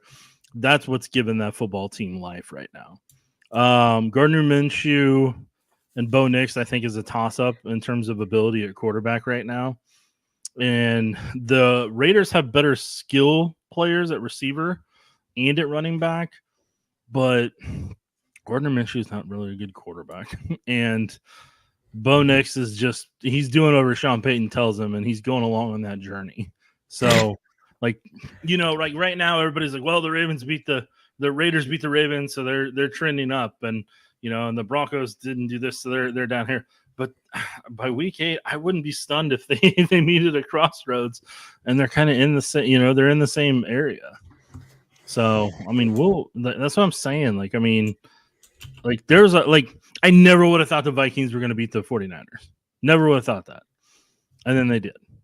But that's what happens is like teams they're figuring themselves out right now and finding out who they are. And like that's the whole month of September. And like not having that preseason game and not having 2 days, honestly, that's what the month of September is becoming more and more each passing year. Is that. Yeah, and I mean, here I'm still trying to reconcile this. I'm trying to reconcile the fact that Sean Payton is a brilliant offensive mind and a really, really good coach, and yet I feel like I got gaslighted on Bo Nix because there is just simply no way that Sean Payton is as smart as he is, and as good a coach as he is, that this man truly believed that Bo Nix is the second coming of Patrick Mahomes. Because if Patrick Mahomes had played his first 2 games of his rookie year, they would not have looked like the last 2 games of Bo Nix. Because I saw Patrick Mahomes in training camp. I saw enough of Patrick Mahomes. I saw him in week 17. I know there's no way. I mean, Bo Nix, and for next thing, Bo Nix is like 28 years old. I mean, I know he's only 24, but I mean, Nick Bolton was talking about how, Bo Nix was like, I mean, being recruited at the same time that he was. I mean, and Nick's been in the league for 3 years. I mean, I don't know. I don't know what it was, Nick. I mean, but I feel like, I thought it was hilarious at the time, and it was hilarious. And then I thought, I'm going to give them the benefit of the doubt because Sean Payton is Sean Payton.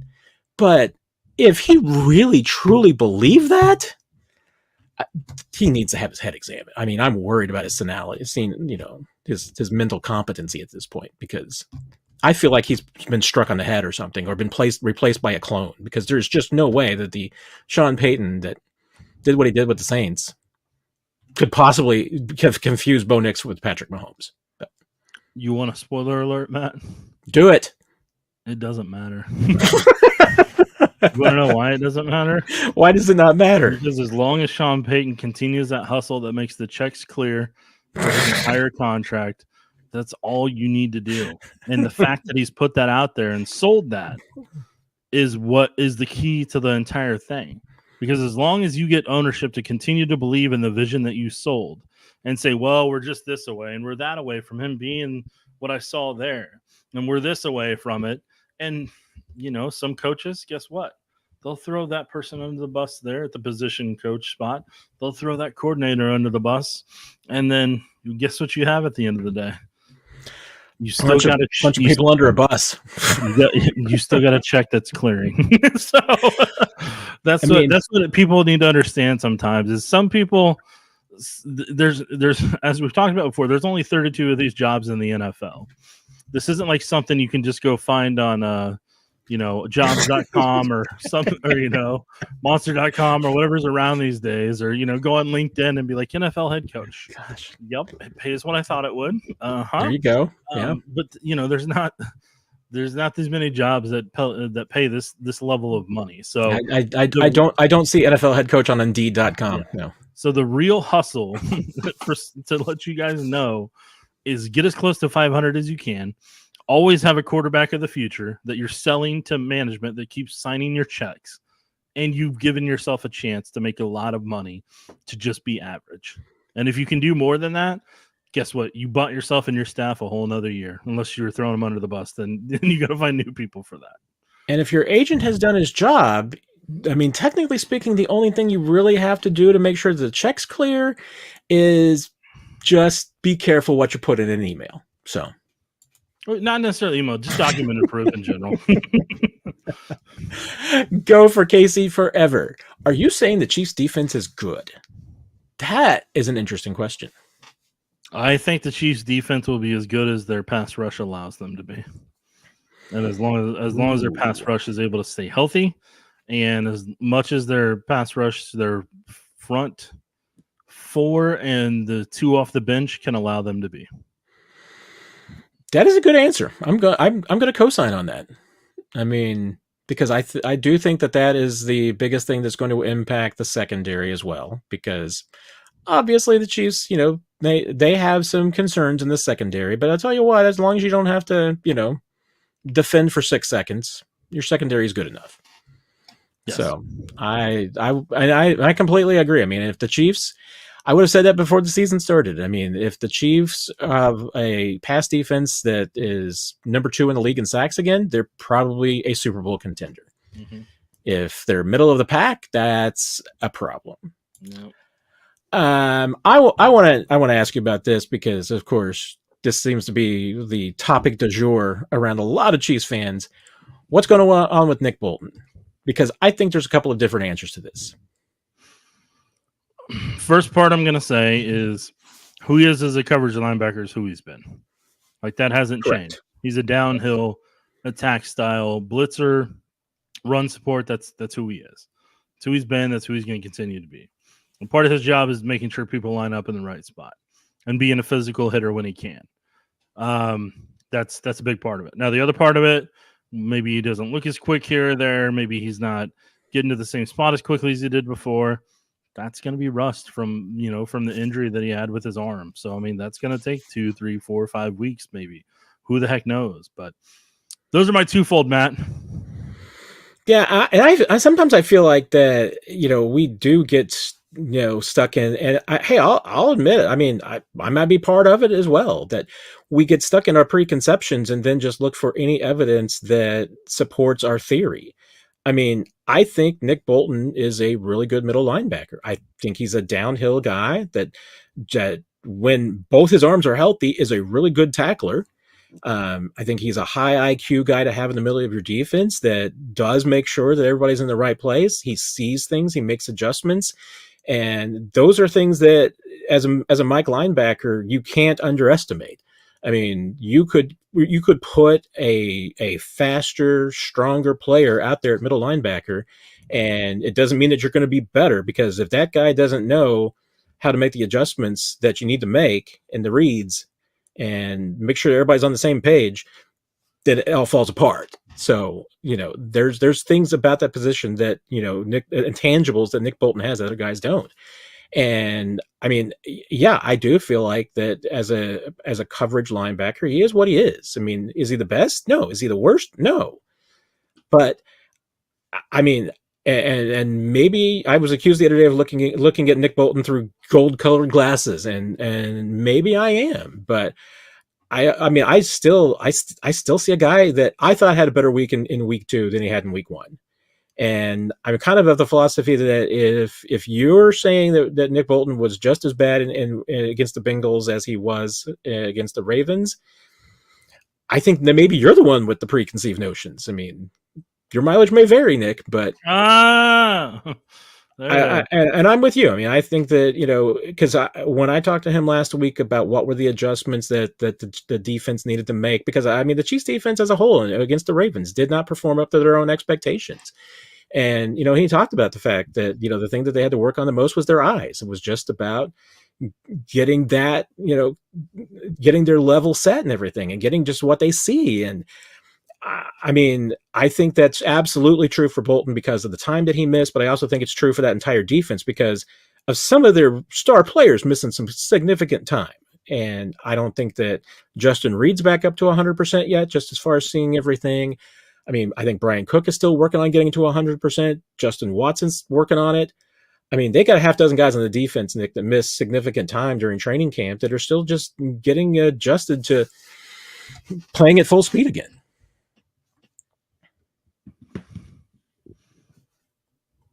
Should we talk about 744? Yeah, go ahead. He already announced it earlier today. Well, I know, but I mean, it's it's just about our friends and everything. So I didn't know if we wanted to, but if we're allowed to talk about it, then yes, our friend Aaron Ladd is going on to greener pastures. Well, our pasture's green where I'm at, so let's simmer down on my employer there, Matt. I was gonna say I mowed my yard today, and my pasture was not green at all. Well, we all have our struggles, strengths and weaknesses. So for you, Choro, Aaron always had the goal of being able to go work at home. So in the TV industry, you have checkpoints you've got to make along the way. So I think you have to kind of. This is going to be a little bit different the way I phrase it, but just ride with me on this journey. Think of the minor leagues of baseball. So when you're in college, especially at Missouri, and you work at KOMU, that gives you a lot of on-the-job training television-wise that some other colleges around the country aren't able to give you. It's pretty well known that if you go to Mizzou from a TV perspective, you are going to be pretty well prepared, and there's going to be a lot of TV stations interested in you. Because Matt went there. A lot of TV stations can be interested. If you go to Syracuse is another hotspot, especially for radio.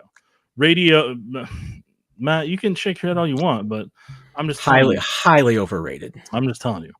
Syracuse, a lot of the talented sports radio talk people and radio people in general seem to have gone to Syracuse, and they also have television as well. And there's a lot of people from Syracuse at TV, TV stations. They do have an adorable, cute little program there. I will give them that. Boy, man, you got your chest puffed out pretty big on this one there, bud. When it comes to Mizzou School of Journalism, I'm a Nebraska Cornhusker football fan. That's right. Okay. Whatever feels right. So, I know Aaron was at Myrtle. He was at Myrtle Beach before out of Mizzou. He worked down there, and then he made his way to Kansas City. And then so he was in a top 30, top 35, 36 market. I don't remember where Kansas City's at right now because it varies between 31 to 34 sometimes. But he got here to Kansas City on his second gig, and that's impressive and it's great. And he grew a ton over this 4-year period, and now he's getting the opportunity to go home. And he's gonna. What I'm excited for about him is he's gonna get to see a lot of his family on a regular basis, because he has a lot of family in 2 different states near that area. I'm not going to name them all because it's his private business. But he's going to be really close to family. I'm excited for that for him. And it was a goal of his to get to where he is going. So I want people to understand that is you want to encourage people's goals. And, having worked with Aaron for this entire run here in Kansas City from April 2020, when he got here during COVID, brave enough to move halfway across country during COVID and be here during that time, and then work his way up to what he did as the weekend sports anchor. And I worked with him every single weekend.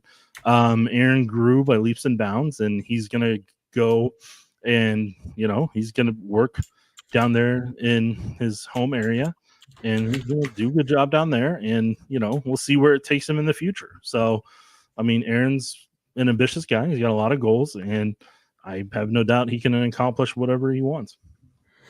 Yeah, I co-sign everything there. Aaron has been a blast to work with here in Kansas City. He is an enthusiastic young man, very, very talented. Much better at the TV game than I was coming out of Mizzou, so I salute him for that. A lot of fun memories with Aaron. We got to sit next to each other at Super Bowl 57. That was a blast. Really enjoyed that.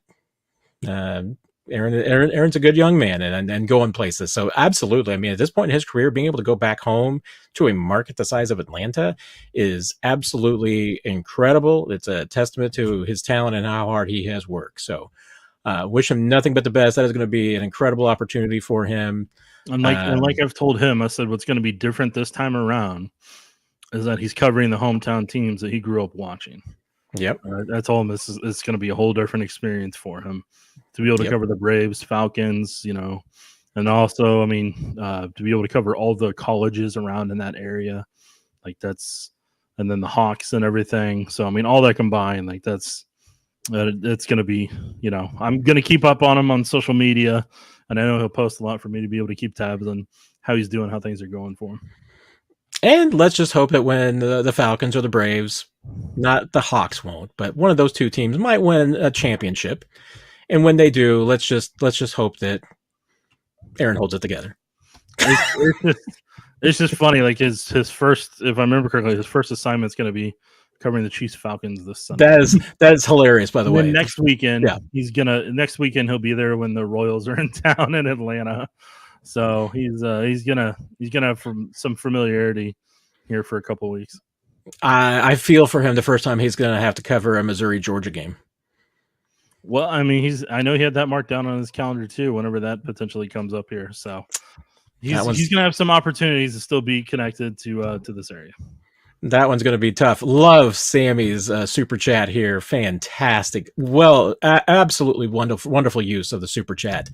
Nick, you just got to sometime embrace overreacting week to week. Join us.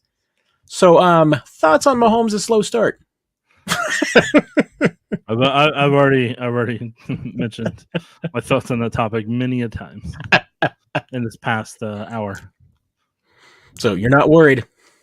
No, I'm not. Although, there are only two quarterbacks in the league with more interceptions right now than Patrick Mahomes. You want to hear a fun fact? Yes.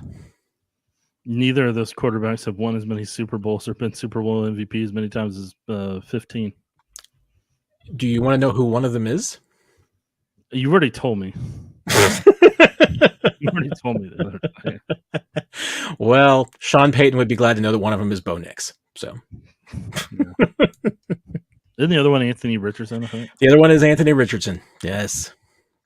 There's a bunch with three, so he's not like all by himself there. Were all those other quarterbacks playing the Bengals and Ravens week 1 or 2? Were they?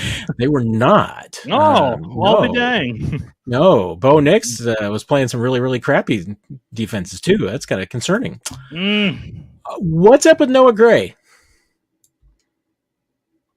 I mean, I was bummed by his blocking this week, but we'll see. That was the only thing I was bummed about this week was his blocking. That was lackluster. I will tell you that. He had some rough moments. So I have no other comments other than to say that he had some rough moments in blocking. Got to clean that up, as the kids say. Let's see. It looked like the Chiefs didn't have a quarterback last week. Okay, go for KC forever. You are now officially in timeout. I know you expected more, but you're officially in timeout. So, did Mahomes have a bad day? Yes, but how quickly people forget that throw to Rashee Rice for a touchdown? There's that. That was a beautiful throw. That was a beautiful throw. Hey, do you see Tyler Thigpen making that throw? No. I'm going to name off some names. I'm going to name off Brody Croyle, Tyler Thigpen, Damon Heward, Elvis Gerback. Do you see Bo Nix making that throw? I'm just going to name off Chiefs quarterbacks that have been in Todd Collins is making that throw. You think Jonathan Quinn's making that throw? Joe Montana could have made that throw. I don't know. His elbow was pretty shot at that point. Well, he could have still mustered it. Maybe. I don't even know if Rich Gannon makes that throw. Elvis might have made that throw, but I don't know. Elvis would have been too busy. He wouldn't have been able to make any of the other throws. So and Elvis wouldn't have been able to catch it, because he said he can't throw and catch after that Patriots game. Fair Elvis was point. Elvis was the leader the Chiefs needed at that time. Oh boy, he was the leader the Chiefs deserved. Yeah. So I think we forget just how much Patrick makes hard things look like it's routine. Yes, and it's important to remember that a bad game for Patrick Mahomes would right now be a career game for Bo Nix. So, well, you were on a Bo Nix kick tonight. I mean, at this point, I agree. I am just kicking a man while he's down. I do feel bad about that, and I'm not going to do it going forward. Right now, it's just funny and a little entertaining. But I'm doing it. I'm officially getting off of Bo Nix now. So After this, you got to go back to 747. oh, we can do that. Hey, Toro, are the Chiefs gonna have to manufacture touches for Worthy all year? I don't think so. No. I mean, I know it might seem like a little bit right now, and even like even the runs and the reverses and the sweeps and the jet sweeps, anything like that. I mean, I don't even feel like that's just manufactured. I feel like that's just even doing what he's good at. Mm-hmm. So, oops. Mahomes had his best year with Kareem Hunt on the team. Why hasn't the Chiefs found another running back to replace Hunt's talent? I think part of it is that Kareem had a unique blend of power and speed. He had and contact balance, and he could lower the shoulder. He could rise up into a defender.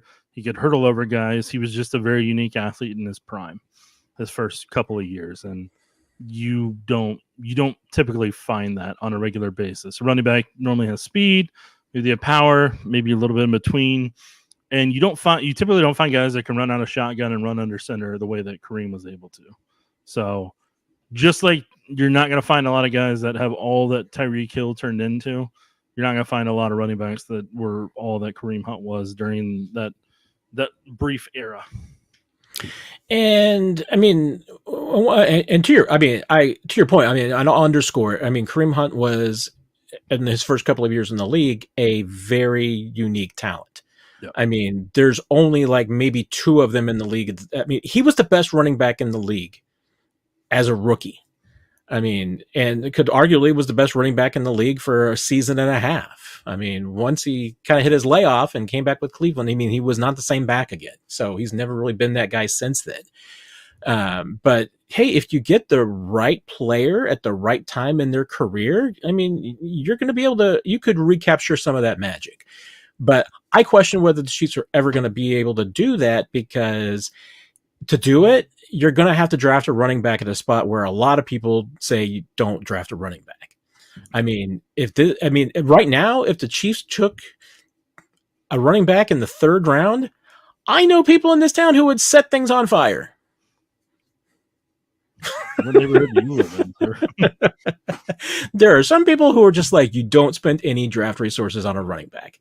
And the fact of the matter is that you are not going to find Kareem Hunt in the 7th round. No offense to Isaiah Pacheco, but if your philosophy is to just not put resources, and I'm not saying that that's Brett Veach's philosophy, because obviously he took a first-round running back and it didn't work out the way that they wanted. But, I mean, you're not going to find Saquon Barkley in the 7th round. And that's probably the other guy in the league at the right time at the right place who would have been the right running back for the Chiefs. I mean, just my 2 cents. Outstanding work, Matt. Are you sure about that? Yeah, I already said it, man. It's already documented. Okay, Charles, you get one more question because I like this one. Holy heck, how many we got here? Well, just because will Leo Chenal get any touches at running back this year? God, I hope so. I mean, I think I think you want to get a touchdown catch more than running. Yes, more likely than not. Yes, but I'm just going to say, Nick. I mean, the moment I saw Leo Chenal lined up at fullback, I was like, hook this to my veins. All right. Well, gotcha. Gary, any chance Nico Remigio will get called up to the 53-man roster this year?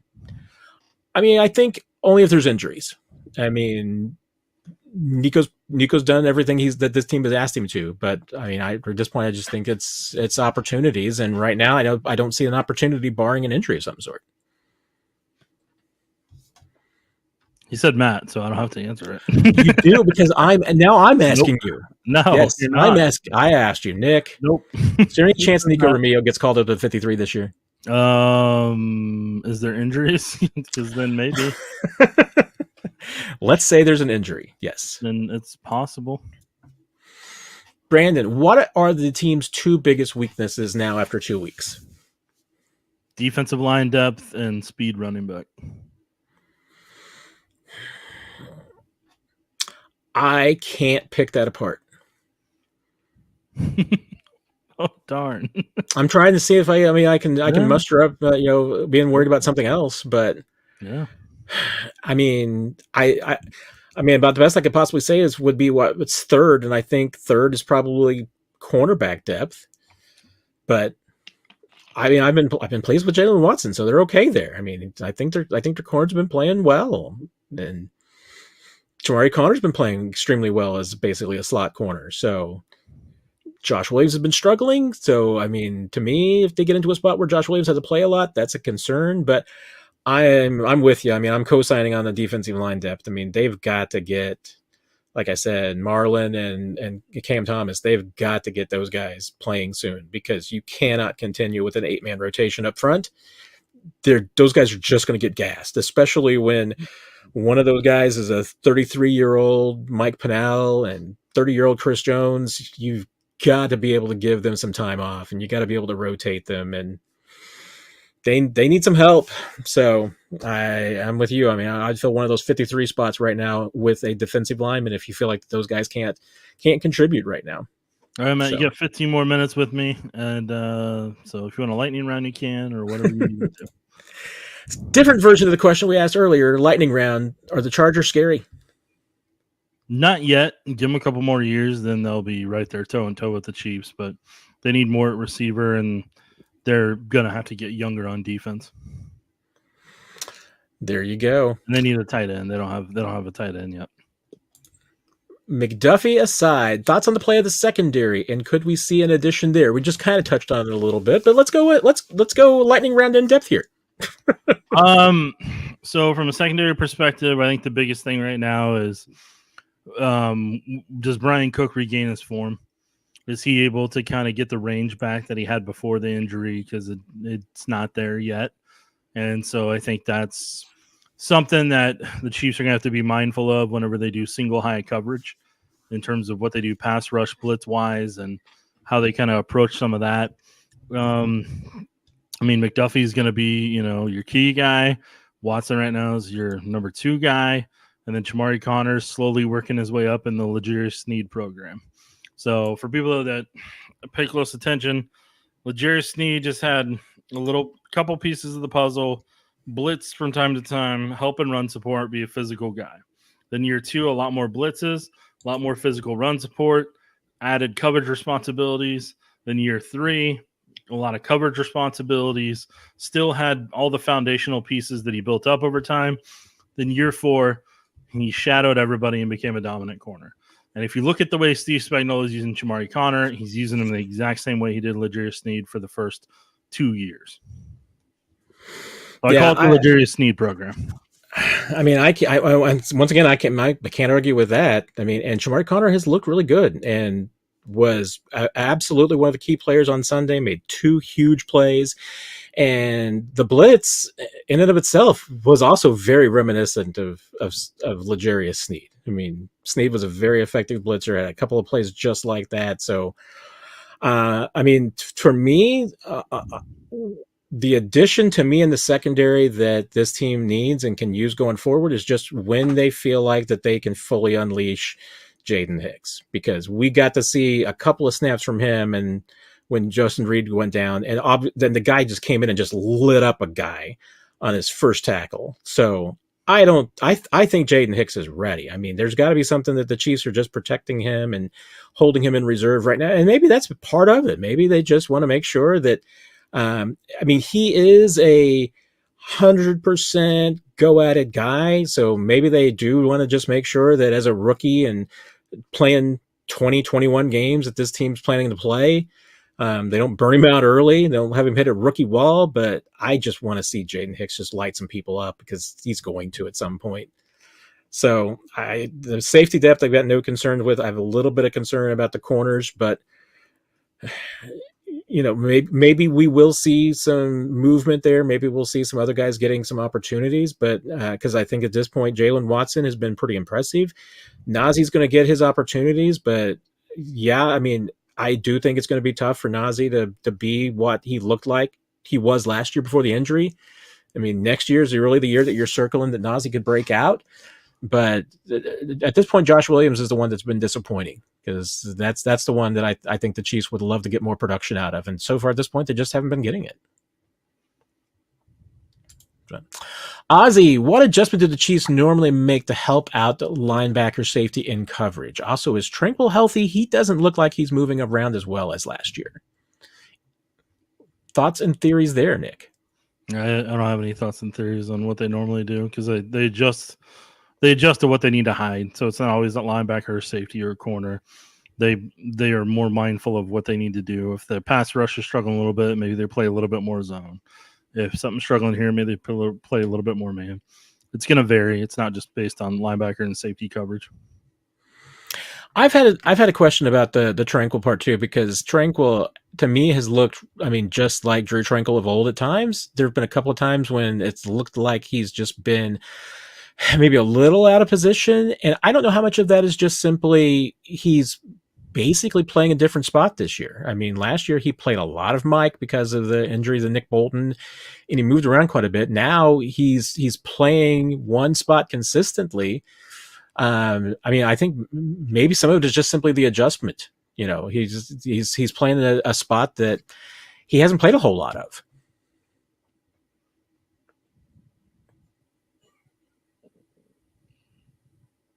There you go.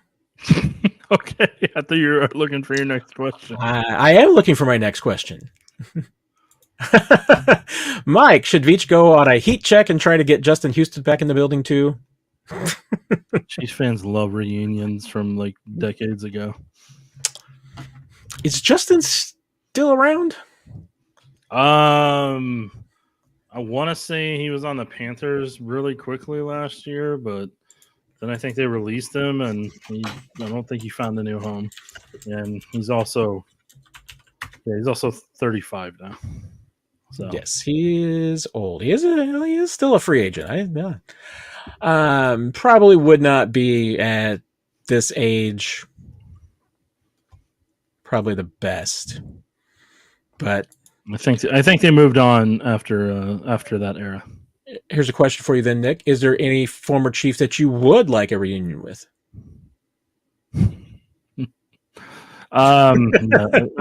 There's one you could get, but he would come with headaches and he would be very expensive. I'm trying to think who you're referring to. He's in Miami right now. He helped create half your defense.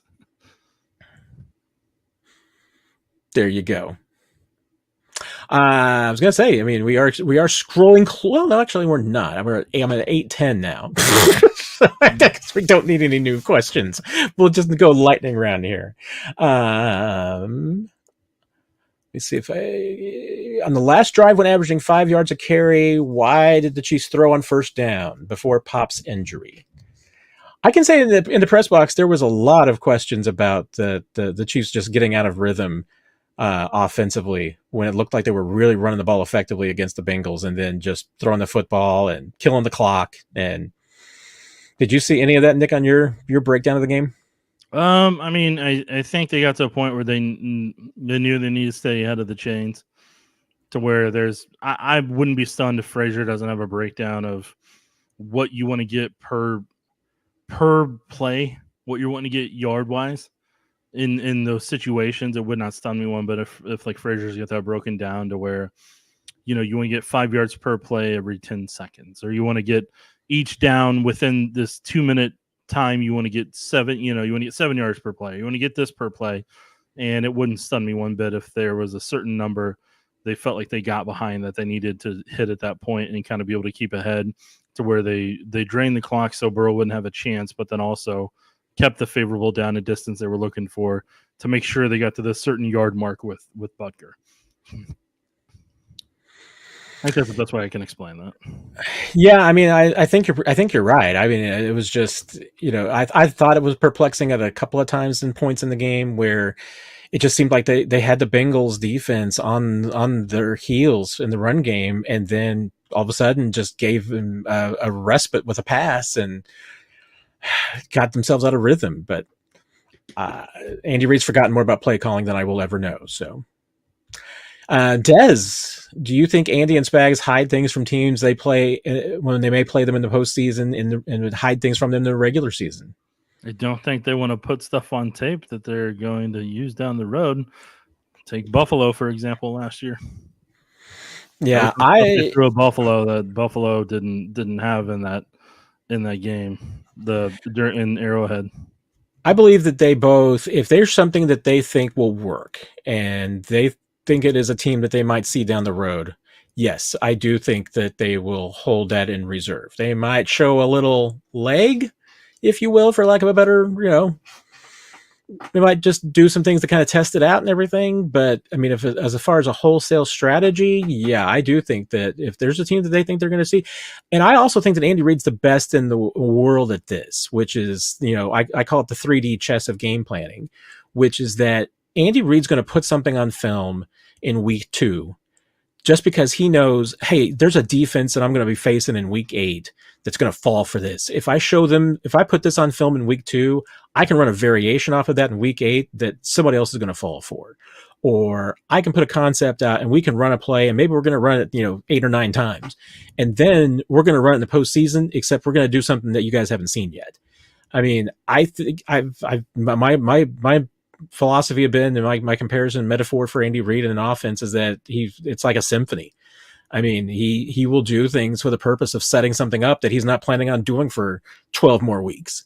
I think Spags is kind of the same way. I mean, I do think that they both have long-term strategic thinking, and I think they're more concerned about the postseason than the regular season.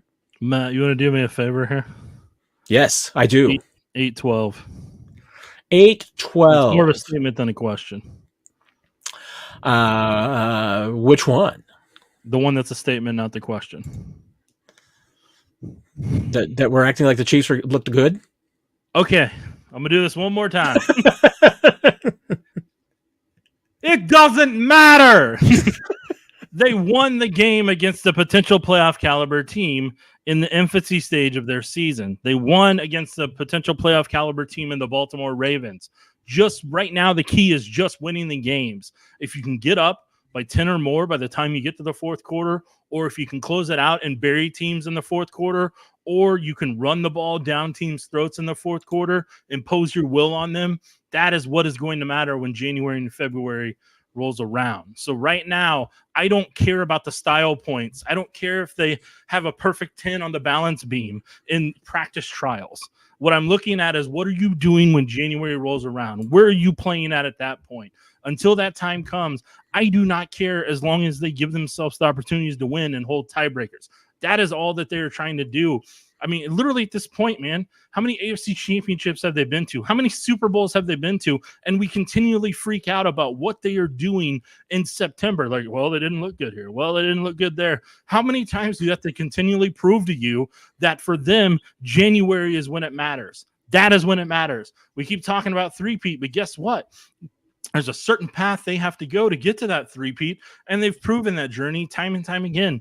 Even when we all doubted them last year, during the December to remember, I totally get it. Doubted them right there at Christmas, and then they come back and then they make magic happen yet again to win back-to-back and cement their legacy. So at the end of the day, I do not care about how they look in September. I look at what are they building? What are they doing? How are they approaching? What new wrinkles are they adding for them to lean on when January comes? Hallelujah. I'm sorry, man. I just saw that. How many times do I have to say this? I hope this is the last time I'm saying that. All there right, you go. Give me 2 more minutes. So, okay, I'm going to offer an olive branch because we have beaten the crap out of Go for KC Forever. I'm offering an olive branch here because he does have a legitimate question here about the tight end situation. Who are the Chiefs able to cover it? Or their opponents? What are we talking about here? I believe, because my concern about this is that the Chiefs have struggled covering tight ends the last 2 weeks. Okay. So any concerns there, or just simply, hey, tip your hat? Good matchups, good performances. You just got to decide what safety you want to put on them. Like the long term, you got to decide if you want Justin Reed to be that guy taking on tight ends, or you want him coming up and helping in run support. Do you want Jaden Hicks to be that guy? what safety you want to potentially put on that tight end, and what sub package are you wanting to run to match that tight end up against them. Are they going to have problems when they play the Raiders with Myers and Brock Bowers? Probably so. And that's where they'll probably need more safeties. And that's where hopefully the Raiders' offensive line is still terrible to where they don't run the ball down their throat. And that's where you need the defensive line to not be tired and to have a good rotation so you don't have that become a problem.